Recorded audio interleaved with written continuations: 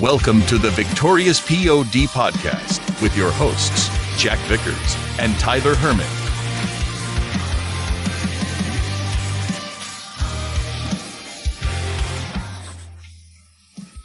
What up, Pod Squad? Welcome back to another edition. We are super prepared, not ready to go live. So thank you for joining us for another episode of the Victorious POD for now. We're going to be getting into some Week 14 look-ahead stuff. We got the final week of bye weeks here. We've got a lot of playoff implications, both for the real NFL and then also fantasy leagues. All of you out there probably are in the final playoff push, and us as well. So we're going to be selfish and talk about our leagues because that's all that matters. And then we're going to get into a smelly, not stinky, just a smelly draft in a good way. But first, welcome in, Tyler. How is your first weekend of December? How did it go? Always wonderful when one of your kids has strep, so that was fun. So Easton has strep, so that was good. We figured it out on late Friday, so he got medicine, he's good, and everything like that. But not a whole lot of sleep happened, but yeah, so be it. But it wasn't bad. So we had a pretty chill weekend. Not a whole lot of new fun stuff going on. I just built the desk. Katie just got a new standing desk because this one that I'm currently on is about 12 years old and don't know how it actually is together. So I just built a new standing desk for her over the last hour. So that was fun. Nice. I guess we'll call it fun. But I was watching the Tar Heel game while doing it, so I'll take it. Gross. You lost me. Did you go out into the woodshed and just like fashion one and sand it up and everything? There wasn't no like Target instructions or anything like that. No, it wasn't at all A through. I legitimately think it went A through about Q, so it was a process. But yeah, it wasn't too bad. It was thankfully idiot proof. So if something didn't fit there, it couldn't possibly go there. So it made it me proof because I'm, as any guy that knows me, any person that knows me, I'm not a handy person whatsoever. That is not my forte. I don't build things. I don't fix things. You give me instructions, I got a good shot. But other than that, I got nothing. Yeah. That happened actually with the desk I'm currently on, where it was, and I even went back and read it, and I had Christine read it, and was like, okay, it like basically two different pieces were very, very similar, and it didn't specify which it was. It just had a picture of a square piece of wood, and I think I ended up using the wrong one, but it worked with the other one, and I was like, well, I'm just gonna drill my own hole for a screw here, and it's still standing 3 years later. So I'm like, wow, it's wrong. But I'm not undoing anything to fix it. So. You're like, well, I got this piece left, but it's put together, so see you later. Jam it in there, and then it's gonna work. Throw it in the trash. We went Christmas tree shopping for ours, so we took Jackson. Nice. First round of that and had him all bundled up in a snowsuit and everything. But as of yesterday, he and I both had a fever, so not directly from that, fun. But it has not been ideal in the household. So we also are dealing with the sickness. So yeah, that's why this week we're doing a remote podcast. Otherwise, we'd be in studio. So yeah, there you go. That's right. So, all right, I came up with our game of the week. I need a segment name to call this because it's not ever. It used to just be Would You Rather, but now it's just devolved into just random stuff that I throw at Tyler to surprise him. So, this week's game of the week is going to be wherever I put it. What we're gonna do is we are going to do another blind ranking, which Tyler has done once before. Okay. But this time, how we're going to do it is I found a randomizer online with a giant-ass wheel. Those of you guys probably can't see this, but it's a lot of different options. That is a lot of options. It is Mario Kart characters. So we're going to blind rank these 1 through 5, and it's just pretty subjective. They don't really have their own stats, so you're just kind of going off of like who's your favorites or like who is like the unanimous like best, you know. And you don't know what's going to come next. I don't know what's going to come next. I didn't skew this, so it's not like Yoshi's going to be guaranteed the final pick, so you might get crappy eyes, but there's about 80 on here. I'm going to skip them if they're 80? Not the universal people. If it's not a regular, we're just moving on. But all right. We're gonna start off the spin here. So your first one let's do it. In is... Fuck that. I guess we're going to just skip until I get I was going to say, you said 80. I'm like, I don't even know 80 characters. Perfect. First one's Luigi. Where are we putting Luigi today? I'm putting Luigi at like 4. Ooh, no love for Luigi. No love for if there's so many individuals I'm picking over. I'm picking like DK over him. You said that like DK's a bad guy. What's going on here? He's better than Luigi. Ugh. Is there any reason? I like Luigi. The people. No, out I there mean, that listen that love I'm not. Luigi, I didn't want to give up my 3 spot as the really main thing, and he wasn't getting 2, and he wasn't getting 5. So yeah, that's okay. He quasi defaulted to 4. All right, next one. I'll get that spinning going again. I'm trying to take out all the miscellaneous players while you're. You're good. So bear with me here. Next one we're gonna go with is Bowser. Ooh. I feel like this is a very divided pick. People either love racing with Bowser or no, he's the worst because he's big or he's slow or whatever. Yeah, I'm gonna put him at 3 just because I don't really race with him. I near never race with Luigi, honestly.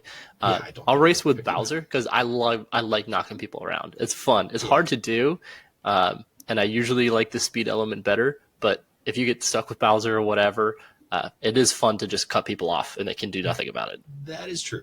I will give him 3. I always thought Bowser was like the best like visually, so I'm a big fan there. He is, yeah. He does have a cool look, some sick carts. All right, so we got your middle of the pack, so you're gonna have to make some I'm good with here. I'm good with this so far. So next one we got is I'm skipping that one because I don't know that person's name. Should have prepped this. Next one, I will not preface this either way, but next one is Waluigi. Ooh, yuck! I guess I gotta put him at 5. I'm not a Waluigi guy. Waluigi is my main, not for Mario Kart specifically. Really? Like Mario Party. He's always been the guy I picked. Mario, it's like Super Mario Apparently Tennis or like Mario Strikers. He's the funny one that has all these like ridiculous over the top taunts. He does a crotch chop in Super Mario Strikers soccer game, which I'm like. I've heard that's a fun game, but I never played it. So good. I've heard it's fun though. I'm biased, but I've never once played with him in any way, so I get it though. I could see why he would be a 2 for somebody, or even I guess potentially a 1.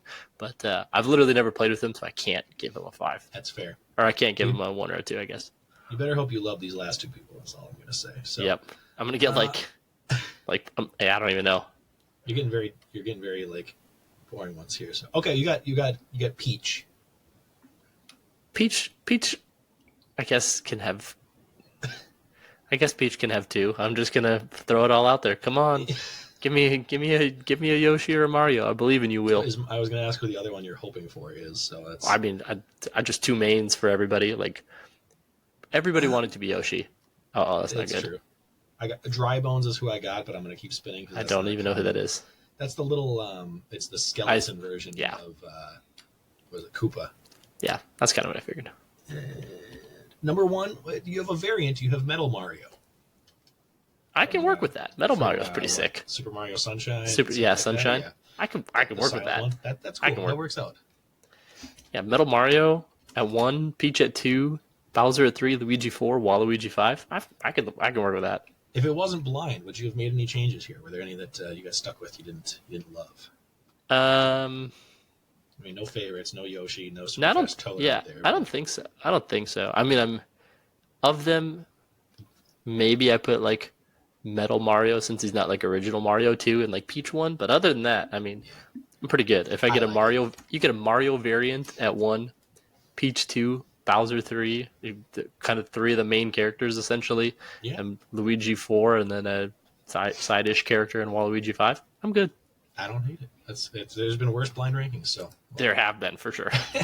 We'll keep some of those going. I'll try to come up with another one next week. But fan interaction stuff, as always. Check out our socials. Mainly just subscribe to YouTube or go and like and comment. That's what helps us out the most. If you just watch it, that's great. But if you comment something, that'd be better. Even if it's just like great episode or you suck, whatever. It just helps us to have some kind of interaction for that. So just anything. That's about it.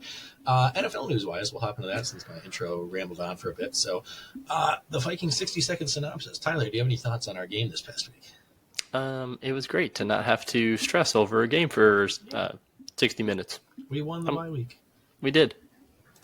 Well, that's about it. That was fun. I enjoyed that. Still haven't announced who our quarterback is coming out of the bye, so that's not ideal, but we'll talk about that a little bit later, too. Upcoming schedule, we have at the Raiders this next week, at the Bengals, versus the Lions at home, versus Green Bay at home, and then at the Lions again for the final week of the season. So those two will be pretty pivotal. Honestly, all three of the end ones are going to be, because now Green Bay is also in the playoff picture. So should be able to beat the Raiders, but you never know. We'll probably play down to the competition and have a 20-17 game. And then Bengals, I don't know. They looked great last night, so it's going to be interesting.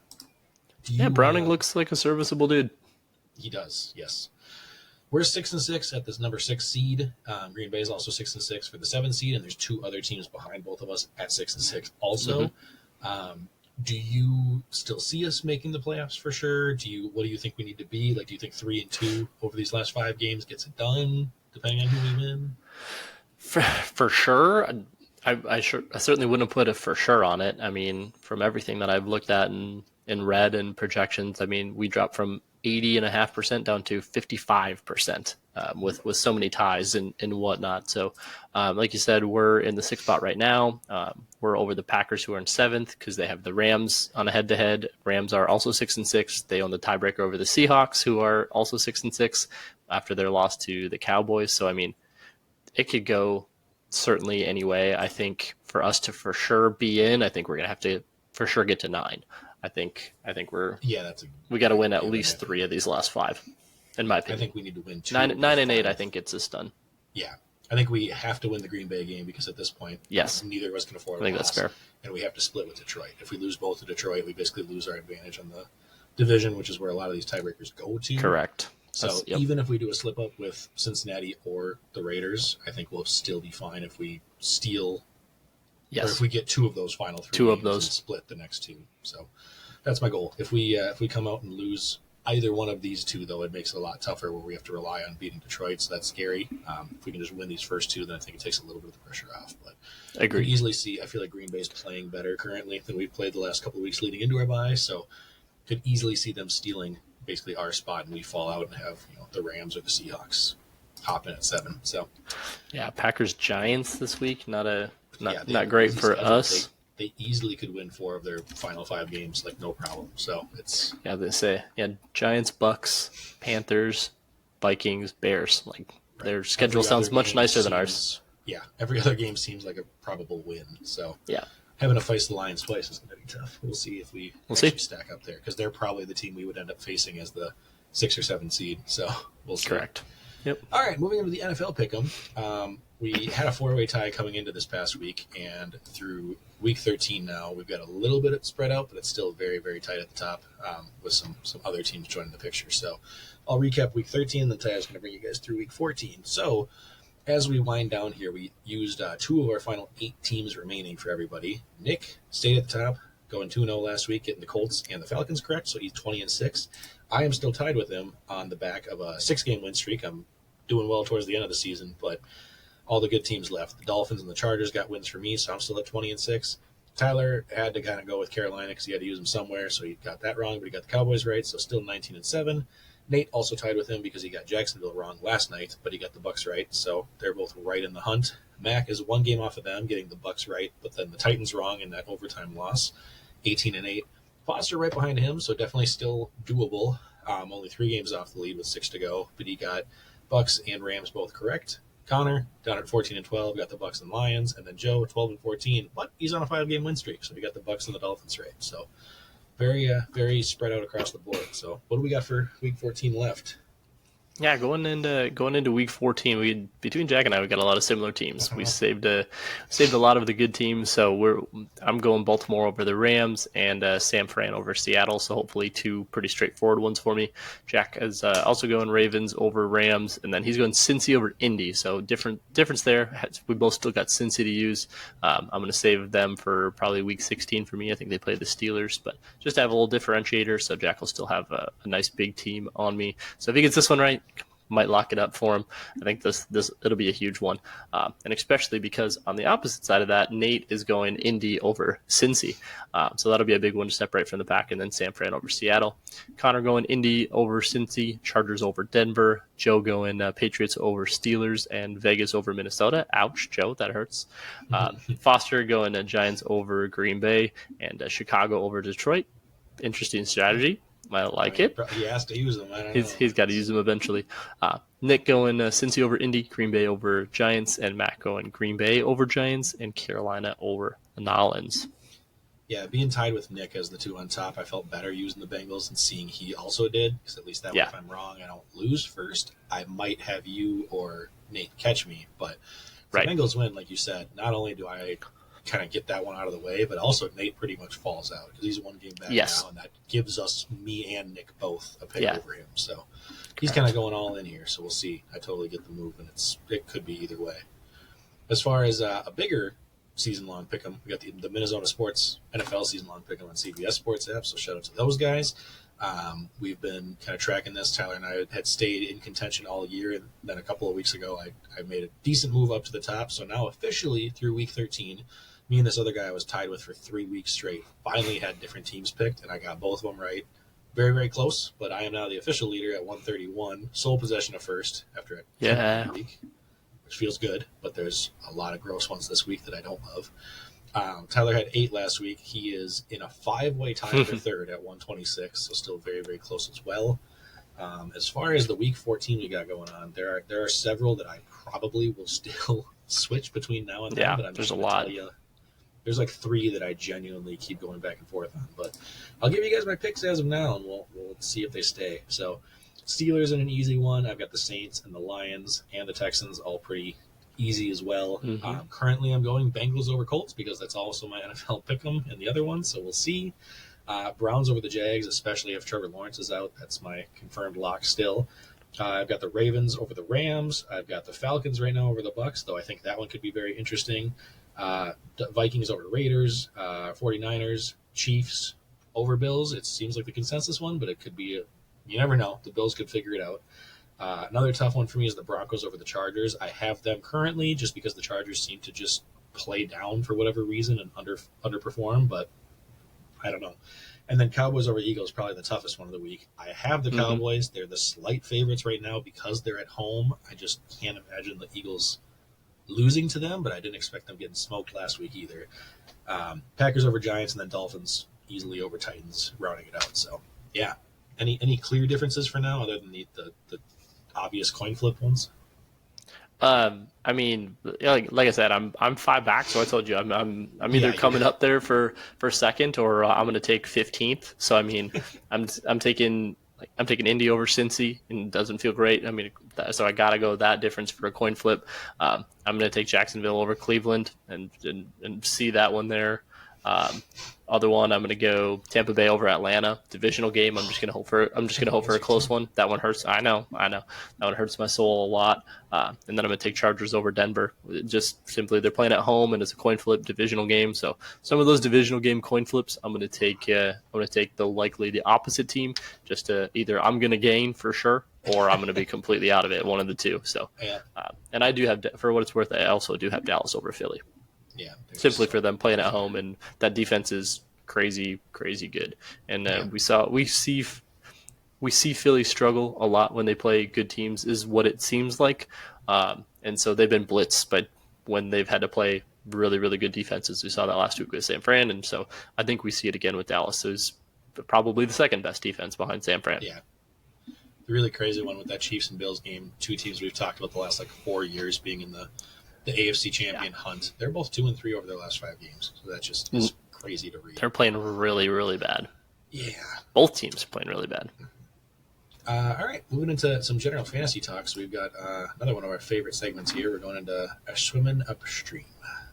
Just keep swimming, just keep swimming, just keep swimming, swimming. So, week 13 did not go well for you, boy.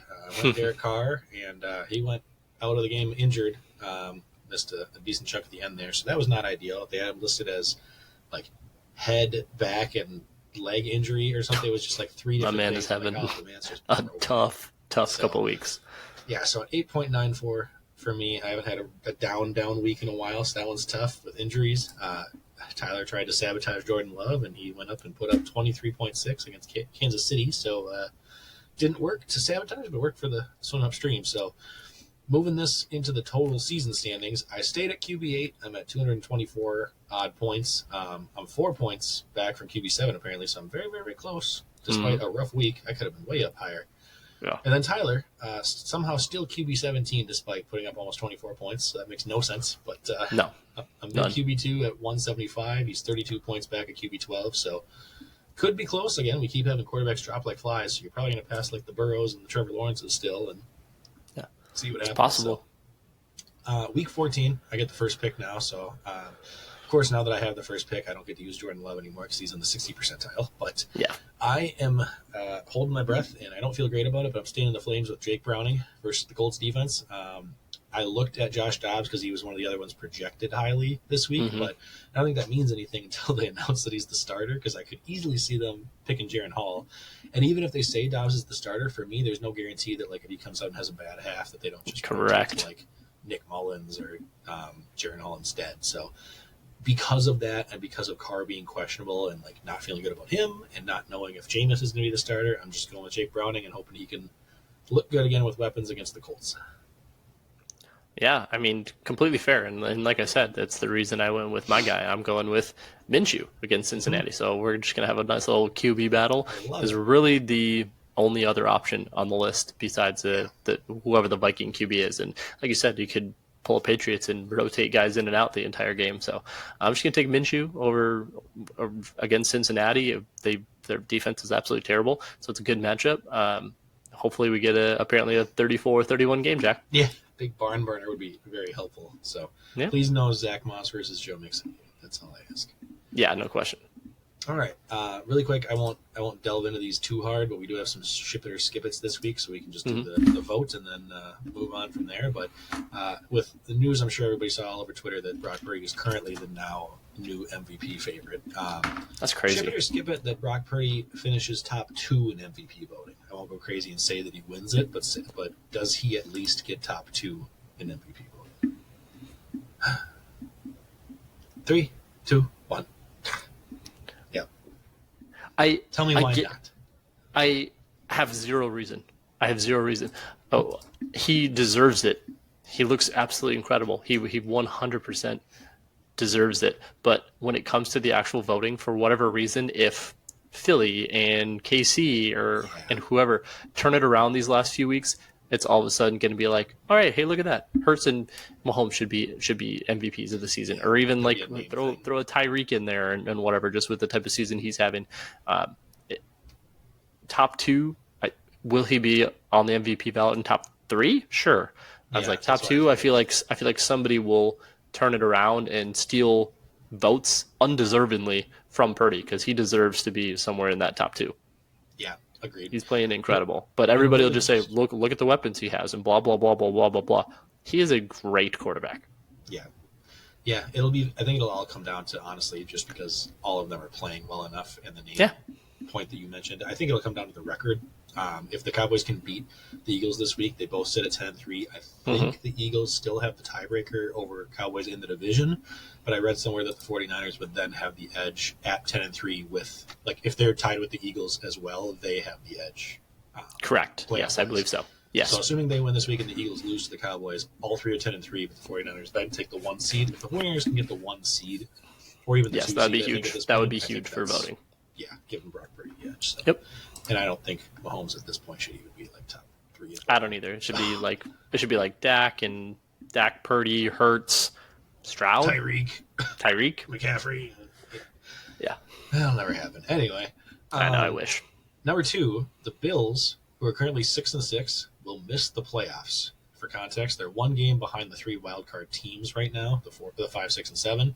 But they also have a 1 game. They're 1 game behind Houston, and then they are tied with Denver and Cincinnati, who are all above them. That plus their remaining 4 games or so.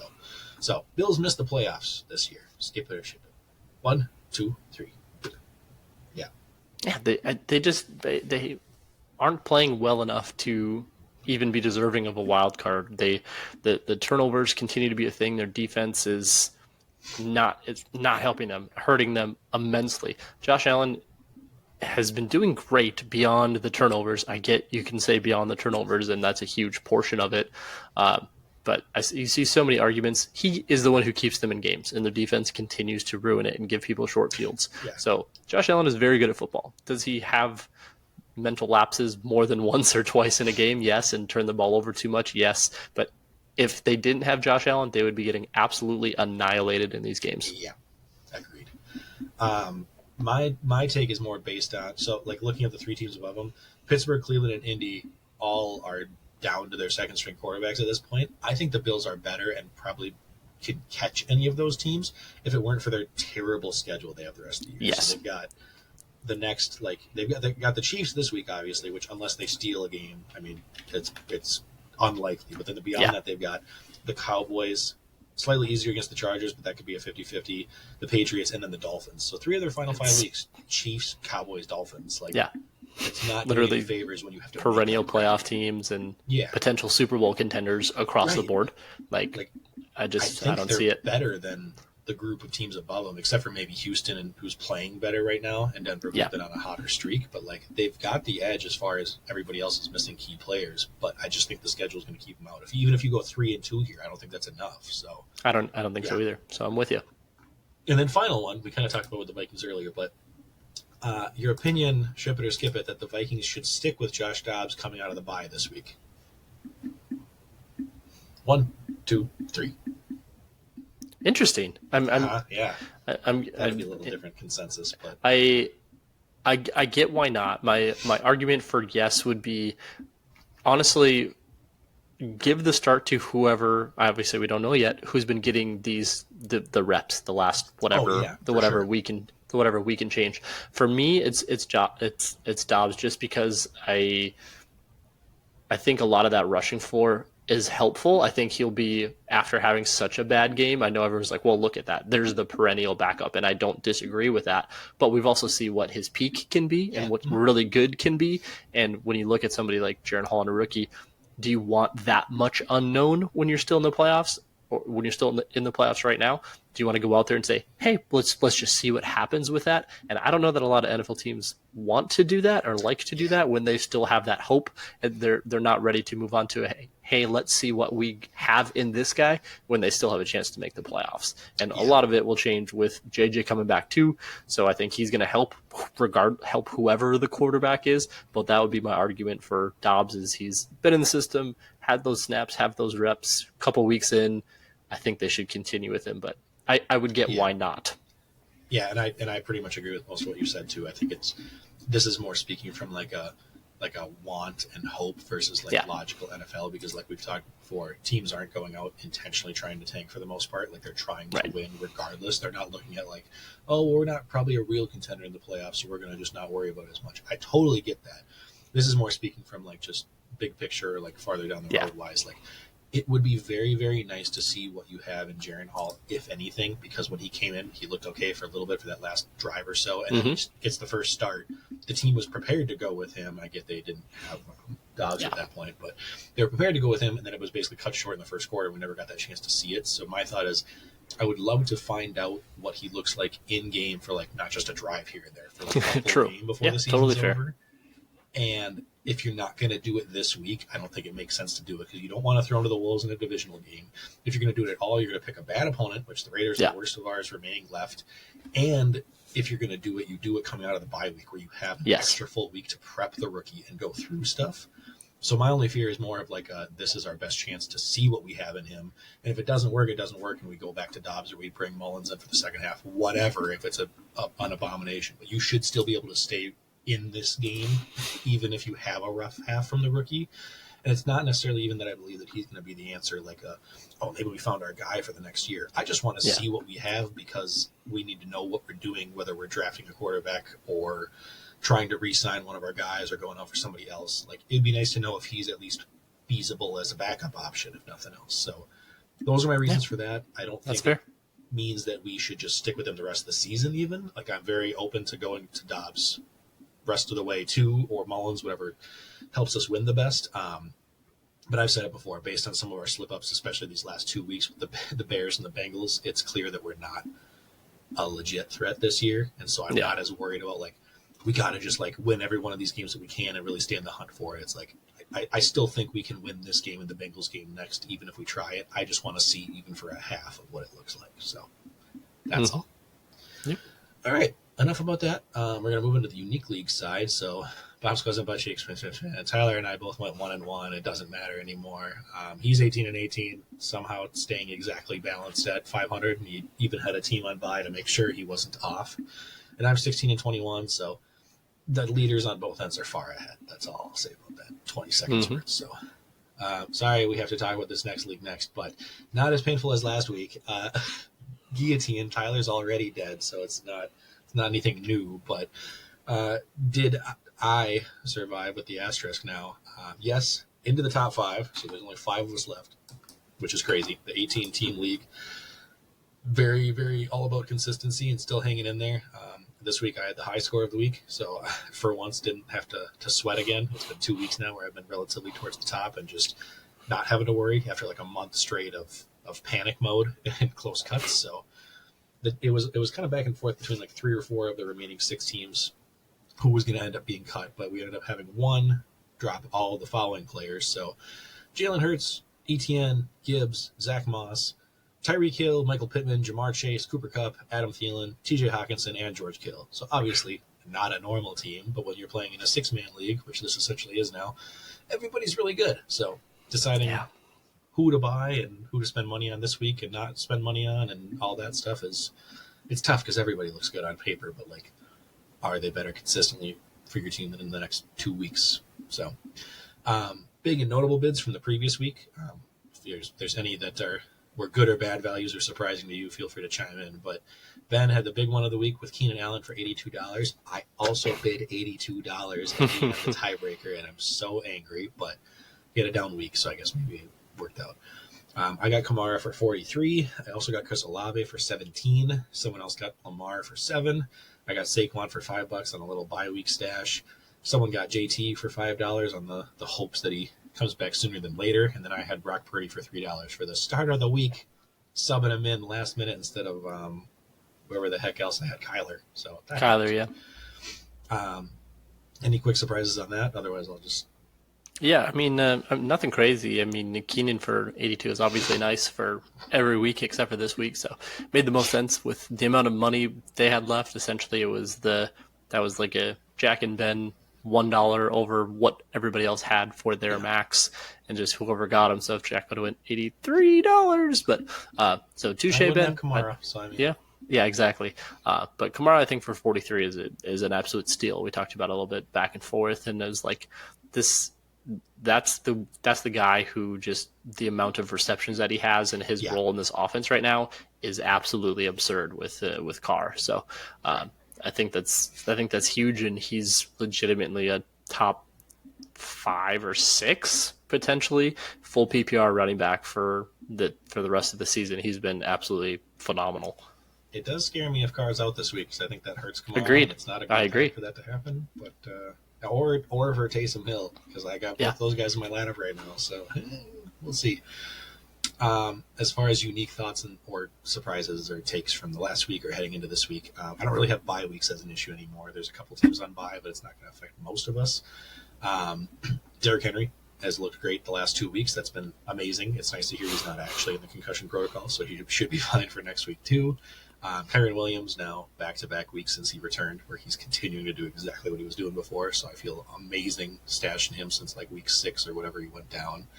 My entire lineup feels very, very good, adding Kamara this past week, and then David Montgomery and Amon-Ra a couple of weeks before that. Really my only weak spot, I feel like, is tight end help. Taysom Hill has been fine. I feel like he's had a good baseline, and it's, other than really even the top guys, like missing Mark Andrews, Kelsey's had some down weeks, like Hawkinson here and there. He'll get affected by JJ coming back, so like I don't feel like there's any locked and loaded tight end. I'd like to have a better option, but everybody else is doing pretty well. Survived Josh Allen's bye with Purdy, who I'm going to keep going forward, but Josh Allen's definitely the guy regardless. I don't love starting him against the Chiefs versus I guess I can start Purdy versus the Seahawks, but I think I'm probably just going to stick with my stud just to be safe. Mm-hmm. Nico Collins all of a sudden is in contention to start now because Tank Dell's out for the rest of the season, so Collins might actually be good, so I might have to try to find a way to plug him in. And then I've still got Saquon, Raheem Mostert, Chris Olave all on my bench, so that feels good because the last 2 years I've taken third due to like stupid injuries where you can't pick anybody else up. So I'm trying to really have my bench feel good now, so that if that happens, I can pivot. But we'll see. I don't want to say out loud what I'm planning to do this week because some people still alive might hear this, and I don't want them to know. So that's it. We'll keep you going. Hopefully we can keep talking about that for at least a couple more weeks so I can just keep taking third. Best ball, week 13, I won. Got up to 7-6, so I'm officially in the playoffs now after fighting forever. Barely, I'm in 6th place. And then Tyler lost, who's 7-6 also, and is down to 4th. I think there's like 4 of us that are all 7-6. Yeah, so, it's pretty much set. You're it's honestly safe pretty much as far set. as points. I might still be out, depending. No.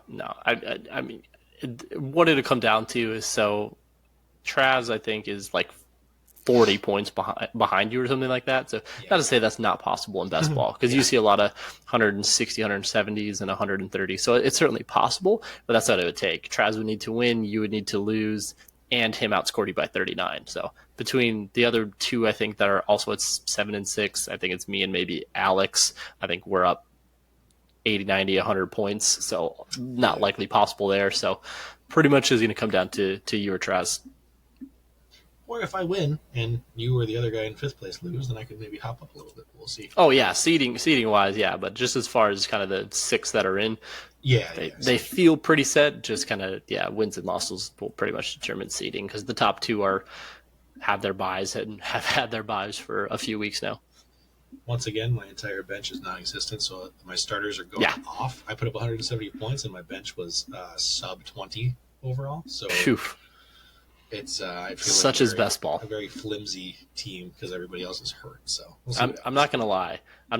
If of all the formats, I am horrendous at best ball. I really am too, because I just don't get it. Knowing moves and like who to start and sit. This is just so like I'm very OCD and I like need to be in control of stuff. And now I'm like I don't get to decide anything. I want to drop this guy. He's hurt. No, you can't. So yeah, it's crazy. It's funny to get the little emails and it's like waiver wire suggestions for the week, and it's like pick up Puka. Shut up. It's like pick up Puka. I'm like, because nobody drafted Puka in best ball, which is kind of crazy. So I see it every week. They're like, guys, why aren't you picking up Puka? I'm like, it's a best. Just stop it, you stupid email. Yeah. Or the reports at the end of the week where it's like who had the best like start sit decisions and who like had the most points possible. I'm like, I didn't have anything to do with it. I just but cool. Thanks. Yeah. All right, DFS League, 14 total teams, still vying for the lead here. Top 3 get paid. Top 3 scores of the week. Myself, 156, Ben, 153, and then Brandon, 138. Top 5 combined total scores thus far. I did this very quickly before we started recording, so if I'm off, I'll fix it next week. But Tyler's still in first, 1941. Yeah. Ben's in second, 1935.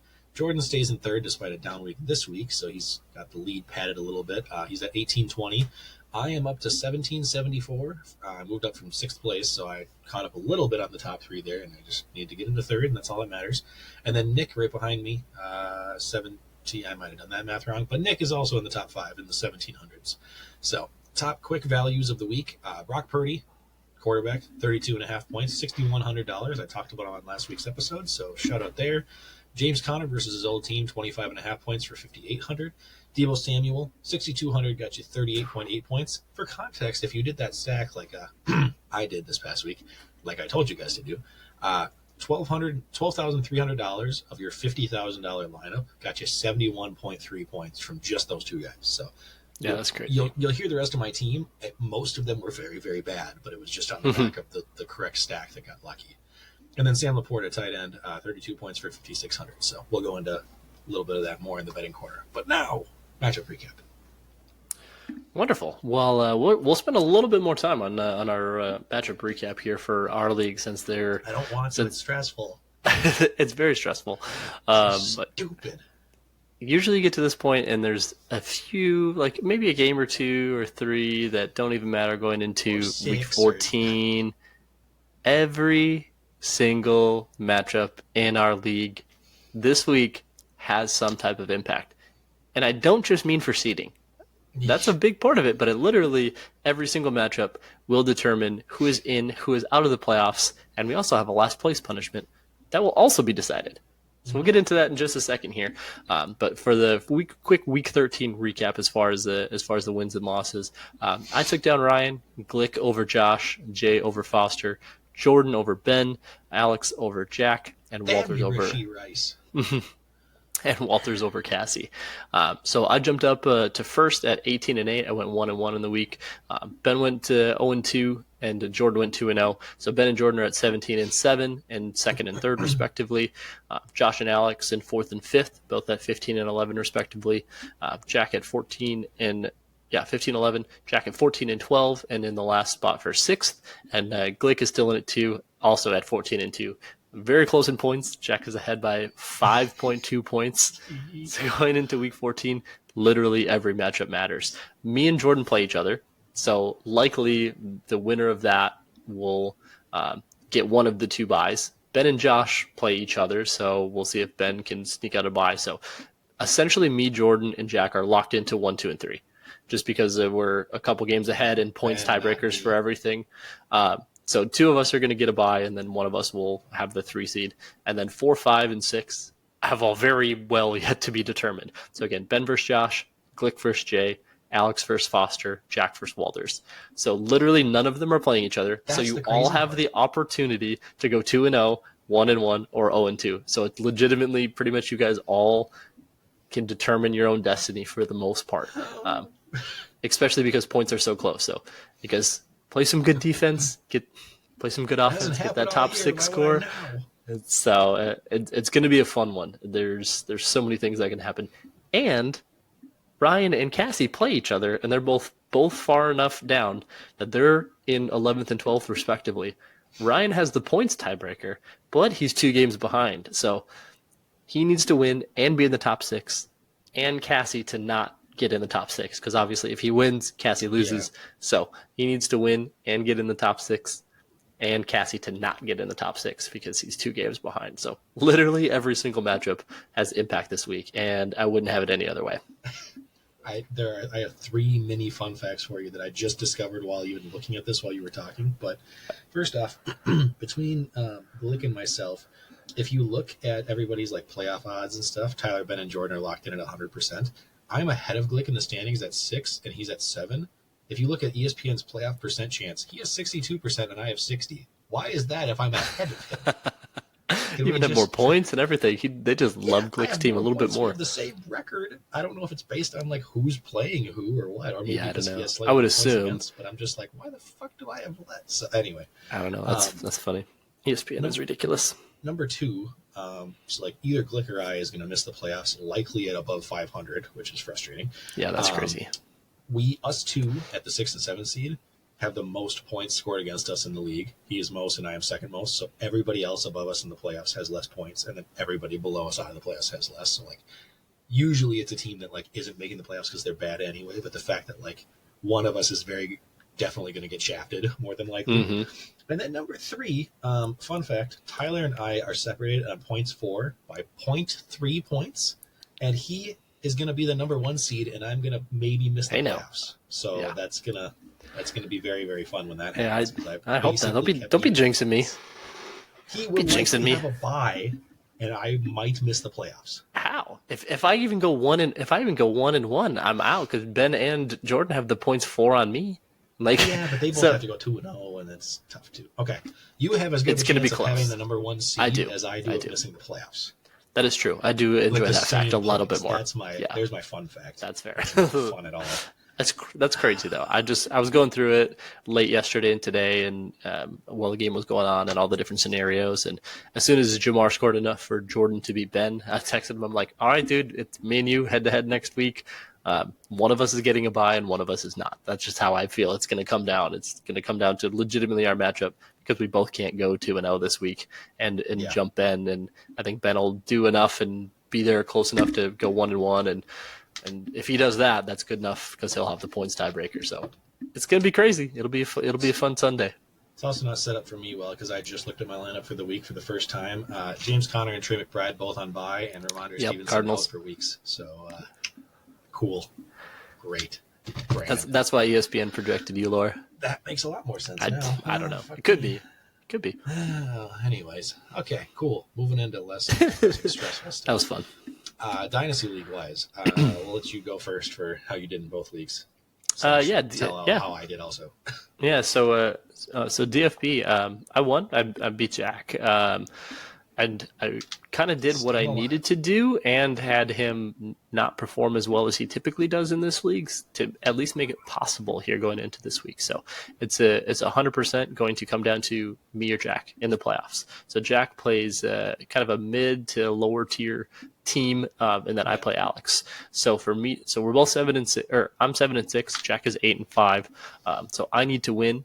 I need Jack to lose, and I need to outscore him by 26. And change. So certainly possible, but it's gonna take a good effort. It's gonna take my team performing, probably getting low hundreds and having his team slip up a little bit. Which could definitely happen because that's been happening a lot this year with me getting like 60s and 70s. So I mean, it doesn't mean much. I just need to win. That's really all that matters. But it's feeling pretty gross. So coming out of the wire in another league. Yeah. And then in Taco, I lost. I think I scored like 82, so my team performed kind of where I wanted them to do in a half PPR league. I'll take 82. It's not a great score for looking for. Mine. Yeah, well, yeah, true. Looking to tank, but you were trying to do it on purpose. We'll get to that. We'll get to that. I was not. Yes, you were. Never. Derek Carr getting hurt didn't help. Well, yeah. So I essentially have 29 more points than the person who has the least. So they have the 1.1. I'm at the 1.2 pick, and I've got 32 points less than the person in 1.3. So I feel pretty locked into the 2 spot. It would take a Herculean effort of my team going bananas to fall down to the 1.3. And it would take a lot of the opposite of me just having a horrible week to jump up to the first place. So I feel pretty locked into the 2, but we'll see. I don't hate it. Yeah, 30 less max points for than Josh and 40 less than Joe, both who are like not trying to tank as hard as you and Nick. So I think you'll probably be safe. Yeah. So yeah, I'm good with I'm good with the 2 pick. I'm really am. I can. There's lots of different ways that I could go. Yeah, it's very open for you of which way you want to go. And you just gotta hope that and even if I end up with 3, I'll be fine. Right. Because there's 3 guys that I have off the top of my head that would be perfect. And beyond Marvin and I'm assuming Brock, who are you? Probably like a Malik Neighbors or potentially, or even Rome Adunze, I think is how you say his last name. Wide receiver for Washington. But yeah, there's 3 or 4 wide receivers that are all going to be really great. Keon Coleman as well. So this is a really good wide receiver class. Like everyone said that about the last class. I think this class could. I don't want to say be better because this class has performed really well, but I think it could quite well be on par.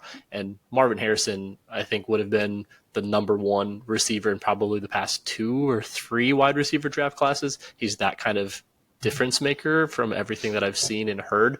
And if you watch him, dude's an absolute freak. So we'll see. But I do love some Malik Neighbors, and LSU seems to be wide receiver the last handful of years. If you look at JJ and Jamar and all that, LSU receivers are playing incredibly well and translating to the NFL. Not that Ohio State receivers aren't, but they're both good. Yeah, they're both doing just fine. And they're going to be likely the number 1 and number 2 wide receivers off the board in the 2024 draft as well. You already covered DFB for me, so that was easy. Taco-wise, it doesn't help when Lamar and who else was on bye for me? Lamar and Diggs were both on bye, and missing Mark Andrews. So not starting out great. I picked up Derek Carr genuinely as the next best waiver option, just because I was like, I probably should have somebody as a backup going into the playoffs for when Lamar inevitably gets hurt. But he left the game early. Hollywood Brown also left the game early. All my running backs were the top 3 that I would have started anyways, and they did okay, but like nobody blew up. It was gross beyond that. So Jordan's team also didn't do super well, so not ideal for the top 2 teams with like a lot of our normal players that usually do well kind of going meh. Like I had Jahmyr Gibbs kind of be pretty disappointing this week. He had Mahomes not do much, Ramondre get hurt, so kind of concerning going into the playoffs. But we got one more week, so. Essentially, right now, how it works is Jordan and I are tied at first. I have the points tiebreaker on him, and then we got Mac and Glick 1 game behind us, which Mac would have the tiebreaker if he caught Jordan, but Glick would not. So probably a three-way chase for the top 2 buys. We'll see. I play Nick this week, so assuming I beat the person who's currently having the 101, Trying to probably lose, yeah. won't sabotage his first overall pick for me or to spite me. I feel good, but could be interesting, could be goofy. You heard it, Nick. I will also try this week, so you can try this week and get Jack out of here. Try enough. We'll equally already try. Beat me last week, so 2 weeks ago. Yeah, just imagine if I actually would have tried. Oh God, yeah, probably. So Jordan has to face Foster, who's kind of like a bubble just out of the playoff team currently. Josh faces Ben, who I think is kind of in the same situation, and Glick faces Joe, who is more in my situation where Joe's not doing well either. So Glick should get a win. Foster and Jordan and Josh will be more interesting. So it could kind of shake things around. Like Glick has the chance to go all the way up to 2, more likely 3.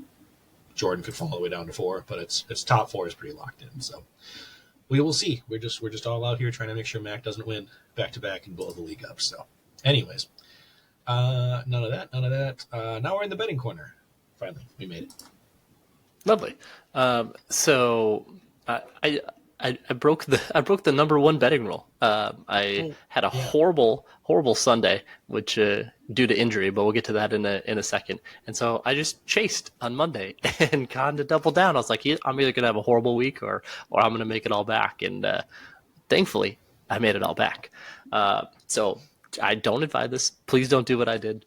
just bet my Sunday stuff and don't worry about the rest. But I'll take it. So I ended up 4-4 on the week and went positive. So plus 0.78 units. I have a question. Yeah. Why can't we see your face right now? What's going on here? Yeah, I know. It's actually it is out in the garage because I hadn't gotten up and started it yet. But I did lose, so I will let Jack vamp here. I will be right back. Perfect. Good. I had to deal with it last week, guys, where I had my eye socket and mouth hole cut out on the show so that I could look through my bag. So I'll be damned if I let Tyler have his pretty face be shown during the episode the entire time. That will not fly on my watch. So, all right. Hopefully everybody can hear me again. Yes. Could you hear while you were gone? No, I couldn't because I got my headphones in and they died. Definitely. So hopefully Jack. Jack. Back to that. I wasn't insulting you in any way.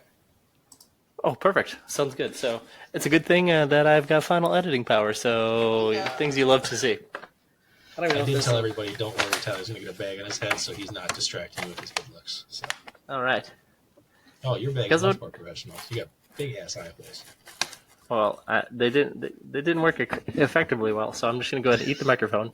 And I can't really exactly see my notes here, so we'll just make sure. But as long as you guys can all hear me, we're going to call that good. So we'll even start over just because otherwise Jack will get mad at me. No, I'm just kidding. But yeah, so I did exactly what you're not supposed to do and chased all my losses.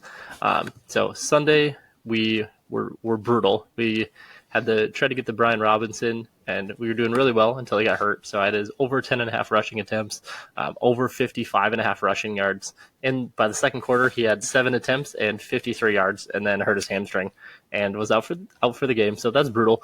And I'm done betting Adam Thielen. I had his over 5.5 rushing or 5.5 receptions, and he's just been not a part of that offense recently. So we're gonna skip Adam Thielen here going forward. The one I did hit Van Jefferson under 12.5 receptions. He just hasn't been getting any run at all with the Falcons. They kind of signed him as a depth piece, and so it was easy under for me on that one. But we got the Monday miracles. So we just went all in. I felt like it was going to be a Jamar Chase game, and it turned out to be right. So I played his over 5.5 receptions. I played his over 57.5 receiving yards. I played him as an anytime touchdown scorer, and then I played him as to score 2 touchdowns as well. And the over 5.5 receptions was plus 105. The anytime touchdown scorer was 2.5 to 1. So hitting those 2 big ones got me back to 0.78 units. So we almost gained a unit. So again, I chased. It was not the correct thing to do. It's the only time I've chased all year. So truly, I lost about 2.5 units, but I got my Monday miracle in for the first time that I've tried this year and got lucky. So I actually finished positive on the week. So it was pretty ugly. I haven't done anything for week 14 yet, but I will take it. Thank you, gambling gods. Lovely. All right, I'll make sure to take my time here. So, lucky for you, I already ran through last week's results where I, if you didn't hear me, took first on the week, so that's pretty great. But under $6,500, roughly in that range, budget options I like this week. If you're trying to like find some cheaper options when you go for your studs, quarterback Russell Wilson, 5,800 versus the Chargers, and then Purdy again goes off last week as QB1, still only $6,500, and he's versus Seattle, who the 49ers just put 31 up on them on Thanksgiving a couple weeks ago. So, I mean, Purdy might be in there again. We'll see. Running backs wise, Bijan at 6,500, right at the cap. Last game for them, Algier only played 19% of the snaps. So it looks like, I don't want to jinx it, but Arthur Smith is actually starting to play his best players. So that's helpful. Versus Tampa Bay, who in recent weeks has been gashed by some not top-end running backs. So definitely could be doable for Bijan to have a big week. Zach Moss, 5,900 again. I get it. He didn't have a good week last week, but he's still getting all of the touches. And it's versus Cincinnati, who's not that good against running backs.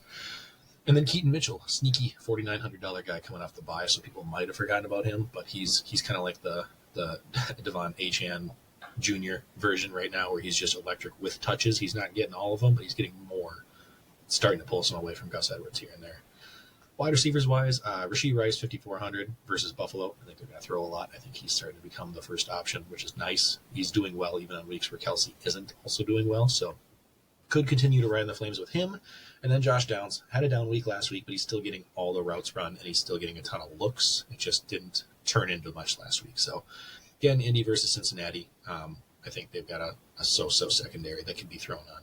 And then tight end, super cheap option, but Isaiah Likely, 3,500, hasn't come in and been Mark Andrews' replacement exactly, but last week, he didn't, or their last game 2 weeks ago, did not pass block one time. That's great for fantasy tight ends when you're not using them to block, so that's nice. And then the Rams are 30th against tight ends.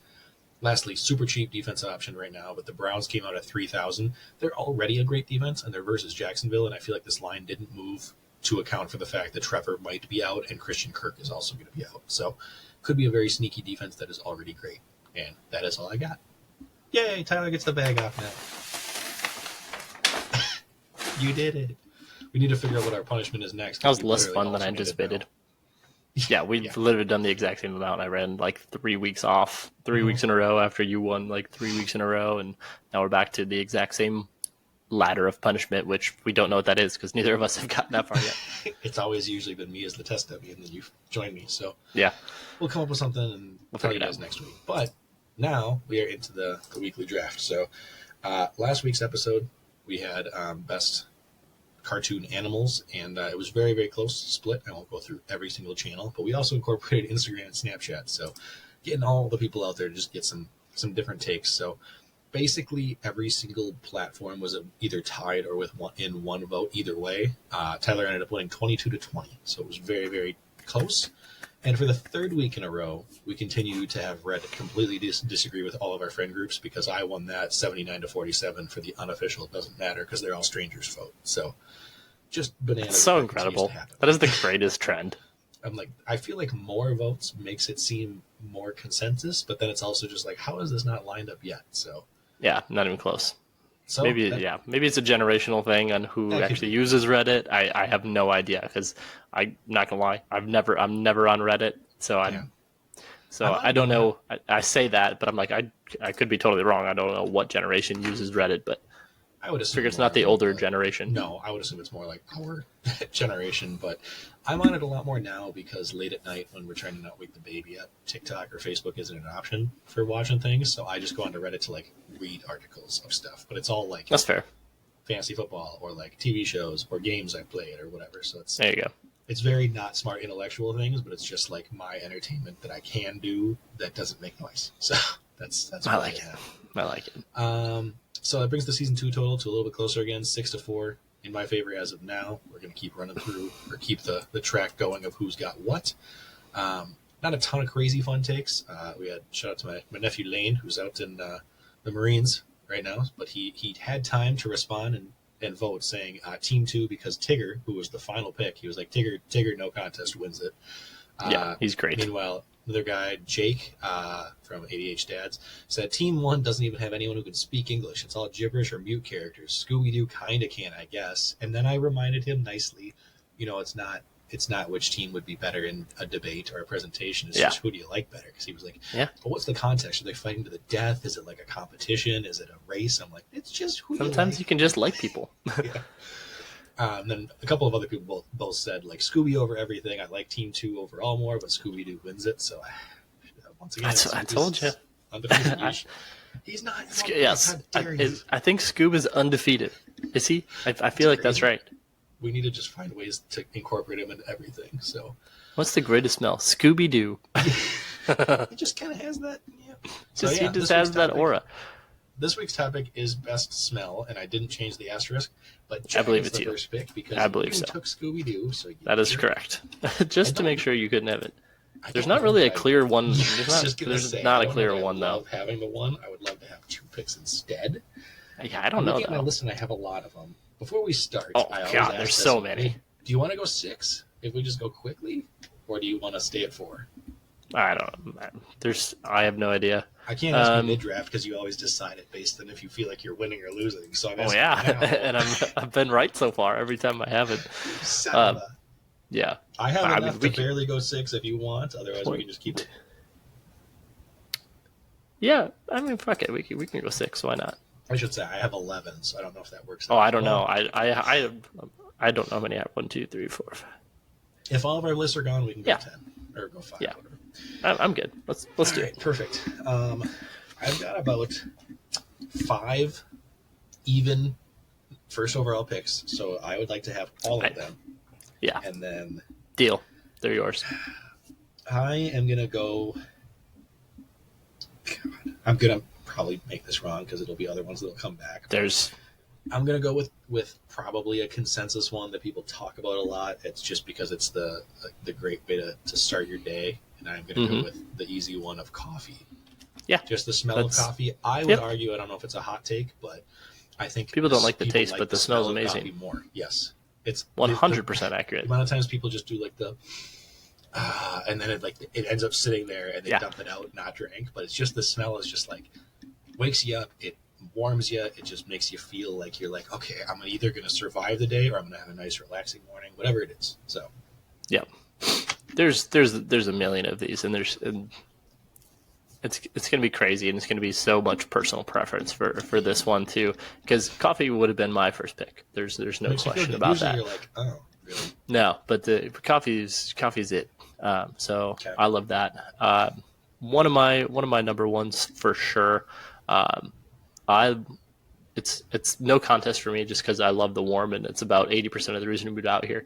I love the smell of the ocean, so I gotta take that one for sure. healthy. And then there's so many other ones, and especially with you getting 2 after this, it's gonna be kind of brutal. I don't even know which 2 I want to fall. I'm just Yeah, hoping that's you decide. that's for me. true.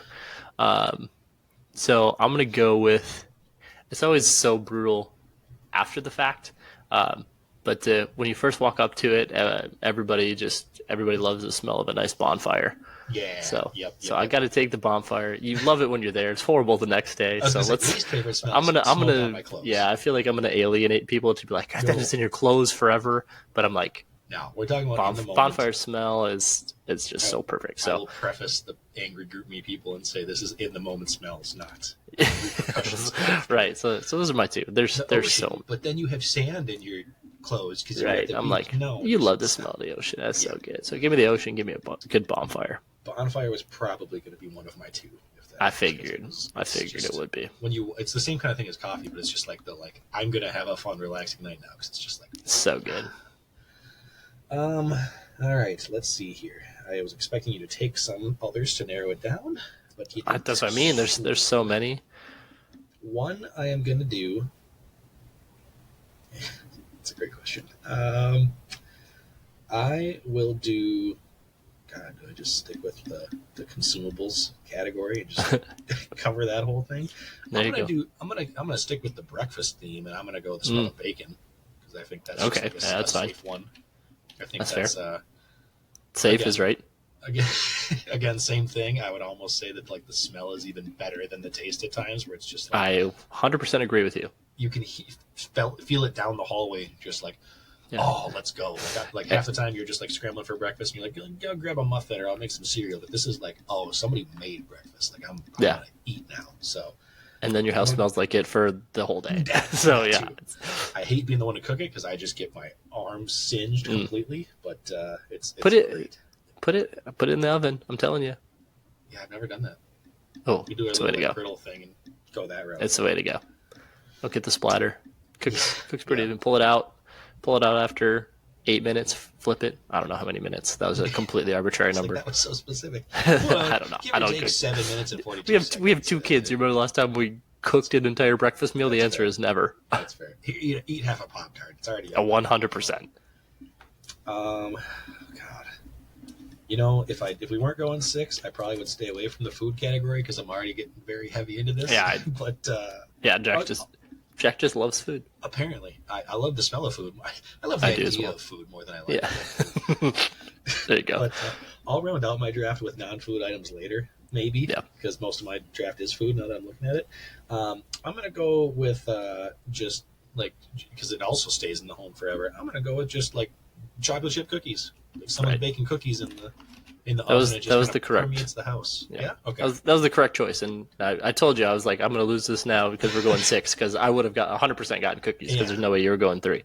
I was just like anything baking, but I feel like cookies is the heart of the baking pick. So. Cooks. Yes. Nothing wrong with that. Ocean and the bonfire. So. You're going all nature. I'm going all food. So. The outside is grass, and is great, and I want to continue with that. Smell of mud. Smell of mud. I want to do if we're going 6, I can still put it on there. So, it was one of my growing up chores, so I thoroughly enjoy it, and I love the freshly cut grass. Yeah. So. That's a huge one. That was what I thought about going instead. So I got to go fresh cut grass, and then one that I don't think will come back to me. I think you'll get it with one of your next 2, and people don't understand it. It's gonna be. I'm gonna be so sad. You're gonna be so sad because it's a very weird one for absolutely everybody, because everybody weirdly loves the smell of gasoline. Ah, okay. Not what I thought you were going to go, but on my list because I was going to make that case too. Because everyone, their instinct weird. is like, oh no, gross. But it's like, it's a weird thing. Yeah, it's a weird thing. People enjoy the smell. What I think, myself included, I love it for about 2 seconds. I love it for like that, and then after that, it's enough. But I just like that initial. Oh, I don't like that. Yep. Yeah, I agree. I will take. I thought you were going to go 2 other ones that are also on my list with both of your descriptions. But the first one, when you said whatever you said about gasoline, I am going to go with the smell of rain. Like after it rains, and it just is like kicks everything up. I thought about that too, but I'm like, I couldn't really describe it beyond like that's rain. So I'm like, I was like, I don't really know. That's fair. On a patio, and it's just like the warm, wet. I like the sound. I like the sound more than I like the smell, I guess. So I guess if you probably your senses just kind of all encompass. So that probably would have been a better one, I guess. But I would have to look up how to describe it. But it's something about like I get it. It kicking everything. Fresh rainstorm. It's just like cleanses and just feels like a relaxing thing for me to have my coffee and my cookies and my bacon. Apparently, so yeah, you're good. I really went away from the food, so I'm quite proud of myself. You did. And then I will continue to go away from the food because I also thought you were talking about this when you were talking about the grass. I'm sad you took grass instead because it's a better one. But as far as my other like household chores and stuff around the house that smells good, once you get like a big load of laundry that just got done. Oh yeah, the smell of like laundry, that's a good one. Clean sheets, clean clothes, I actually forgot about that one. Which I think is a little like abstract because like everybody uses different fresheners and whatever you want to do. But I mean, just like the smell of fresh laundry is good. Coming out of the dryer, you got the heat on it still, so yeah. Yep. That's my fun. Yeah, I think that's totally fine. And I feel like these last 2 for me are going to be more niche, and nobody's really going to understand it. Yeah. But I'm going to shout out to all my baseball folks here, and I love the smell of leather. I absolutely love the smell of a brand new baseball glove. It's so good. Like literally, my softball teammates make fun of me because I'll just walk around with my glove over my face, and they're like, "What are you doing?" I'm like, "Dude, the smell of leather is so prime, and any baseball player on the planet will agree with me that a good piece of leather smells absolutely incredible." So, JWoww, hopefully, I think I'm going to get yours and maybe Ben's vote with that. Hopefully, you'll probably get like half the Click group probably as well. I think they'll just understand. You might not get a lot of Facebook votes on that one. Yeah, maybe exactly, and I'm okay with that. If you share it, you'll get your softball buddies in there. They'll get it. Yeah, so that should be good. And then with my last one. There's a lot of different ways that I could go here too. It's so hard again, just because it's kind of could be a divisive one. Let's see, because I'm trying to think of the way that I want to go. Now I'm gonna go. Have any foods on here? I don't want to be biased, but that's fine. I don't. And there's no foods left. You took all the foods. No, I still have 3. You have 3 foods? You have 3 foods left? Yeah. Like what? I mean, I can't tell you. Go ahead. But it's like, Jack's just going to eat his entire team. I like it. But this is not best items to eat. This is just smells. I don't need to eat. Yeah, that's true. I'm sure there's plenty of food smells that are out there too. But I am going to go with my last one. I'm going to go with...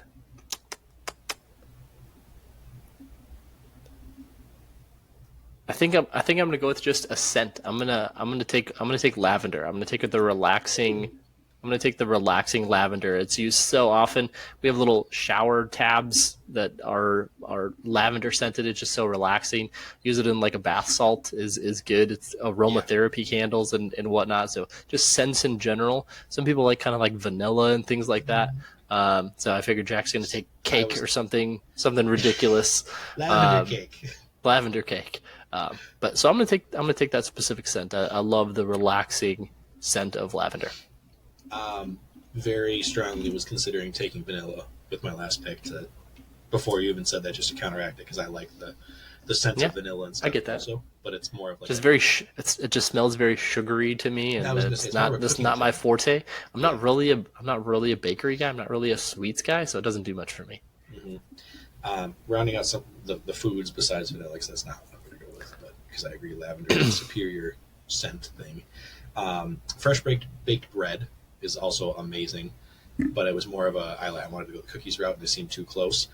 Like legitimately made cinnamon rolls, that smell is also something like a Cinnabon you walk by or something like that. Again, very, very sweet, but they're like a distinct smell. Mm-hmm. And then I'm between a food and a non-food, so those are the 2 categories. The food is popcorn, because I think that should have gone higher. Like if you're like actually making popcorn and walking through the movie theaters, like that's very, very good. But I've already got my first 3 picks for food, so I'm gonna just round it out with non-foods, and I'm gonna go. I don't know that it's necessarily like Christmas ones specifically, but just like the smell of like pine trees and stuff like that. If you're walking through the woods and everything, sure. It's more of just like I don't want to say woods, so I'm just gonna say pine trees. Yeah, sure. I could see that. When you bring in, because again, top of my brain, because we just got our Christmas tree this weekend, but when you bring in the real tree that you chop down and everything, even the smell of like cutting it, getting it in the house and letting it do the foof, and just having the kind of like wave through the house, it's a biatch to clean up after it sure all the is. meals are done when Christmas season's over. But yeah, it is. The smell of pine is a big fan. So there's my Mr. Interesting pick. So for the bit, my team of best smells is coffee, bacon, cookies, rain, laundry, and pine trees. Awesome. And I got the ocean, bonfires, fresh cut grass, gasoline, leather, and lavender. I think you're going to go hit or miss with losing some people on gasoline. 100%. I know. Hearing those next to each other was I told you that in these drafts, I don't care if I lose. I would stay true to myself, and that has never changed. Like, I get so much shit in some of these group me's, and they're like, "What is happening?" And it's like, come in and draft your own stuff, then. Like, yeah, come on in. I mean, I'm staying true to mine. I like all these too, but I did not think of them together until I heard it. I'm just picturing like taking a leather glove and just dousing it in gasoline and going, oh yeah. Dude, it'd be good. That'd be good stuff for about half a second. Yeah, and then you pass out from the fumes. You'd be real in. Then you wake up, you can do it all over again. Unfortunately, There's so many other ones. Well, I didn't have anything else on my list besides what I named. So if there's anything you had, Oh, I mean, you could do you could do barbecue. I mean, new car smell. The old adage of baby head. yeah. I was like, we both have kids, and both of us are like, fuck them babies. Like, neither of us. Like, after enough time, he just smells like old milk because he just does like enough stuff. Exactly. Not as much anymore. It's yeah, newish baby. How about freshly bathed and in jammies baby, bath baby? At that point, then I'm put just that on the list. Then I'm just using the lavender. Then I'm doing the shampoo. So then that's just a point for you. So I don't know. And Savannah's got a lavender soap, so I'm just taking lavender. You don't see coffee soaps out there, do you? Exactly. Some people love this. Yeah, it's like some people love the smell of puppies as well. Yeah, I thought about that one too, but that's like a sensory. I've had enough like, puppies. I don't think I smell them. I think it's just like puppies. I just.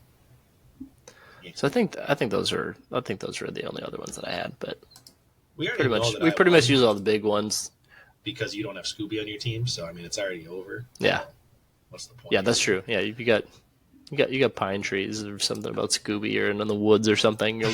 You'll mix it in there somehow. My favorite thing is the smell of a villain's costume after Scooby masks them, and we'll call it the Scooby segment from now on. If you can find a way to come in, you just get the win.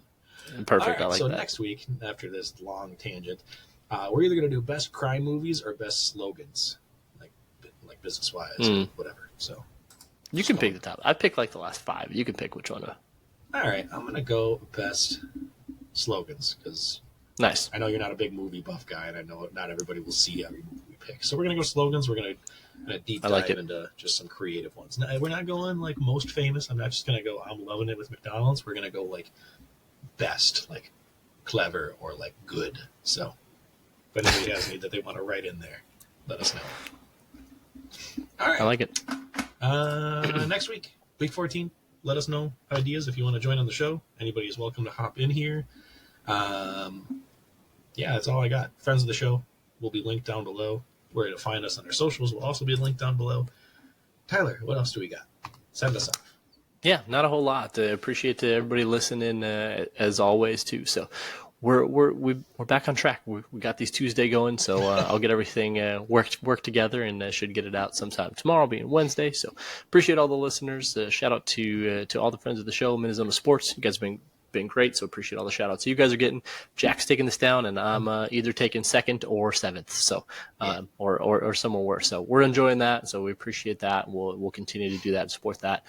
We'll get all your guys' links down below. Same with ADH Dads and Game Boys. So check them out on YouTube. Check us out as well. Hit that like button, subscribe button, throw a comment our way. If anybody wants to join the pod for any of these drafts or got a segment of their own, feel free. Let us know. Shoot Jack or myself a text, and we'll get you on. It's very easy to do. So appreciate everyone listening again. But for now, Pod Squad, peace out. Bye. Thank you for listening to the Victorious POD podcast. Follow us on YouTube at the Victorious POD.